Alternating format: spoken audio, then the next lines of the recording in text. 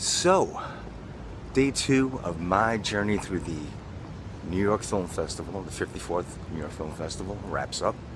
I just got done with Henry Hathaway's From Hell to Texas, a movie that I, quite frankly, had never even heard of before. But like I said earlier, they're doing a partial retrospective of Henry Hathaway's career. He made a lot of movies, he worked for a very long time in the industry. And as I said before, actually I want to correct something that I said before. I called Richard Fleischer Dave Fleischer, who I believe was his uncle. His father was Max, and the two of them made up the Fleischer Brothers animation studio in the 30s and 40s, which was Disney's only competitor. They're the ones who churned out the cartoons, the Popeye cartoons, Betty Boop, Superman. Richard Fleischer went on to make great movies pretty much in every genre. Narrow Margin, Compulsion, which has one of Orson Welles' best performances, all the way up to Soylent Green, and you know, he worked in every genre. And as I said before, some of these cats who never got auteur status are being reevaluated now by modern day critics, new fans who are discovering them.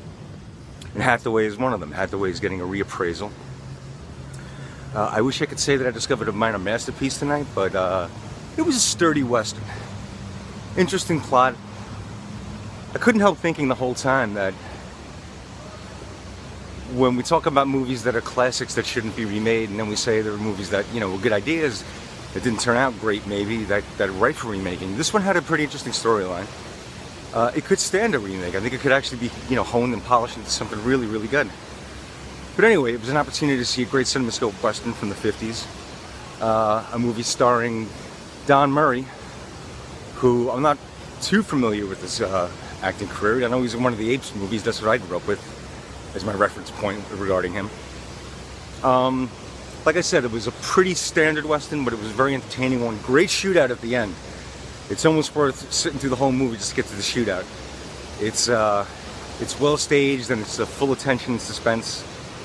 The movie just felt like it was about 20 minutes to a half hour too long. You could have wrapped it up in 90 minutes, but it was a 2-hour film. But you know, as far as production design and the money spent is all on screen, it was, you know, it's a trip. It's worth checking out. If it ever pops up on Turner Classic Movies on a lazy Saturday, I would say give it a watch. It moves pretty briskly, but again, it just felt a little too long. But I'm happy I caught it, and I'm catching further films in the Hathaway retrospective. I'll be back for the revival section later this week, which sports brand new DCP restorations of Mizoguchi's Ugetsu and Brando's only directorial feature, One-Eyed Jacks.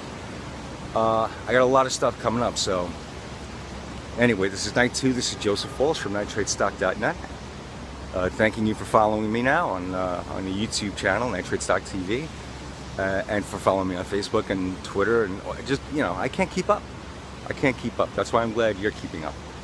So I'm signing off, and I'll be back later in the week, but as always, stick with me, stockers.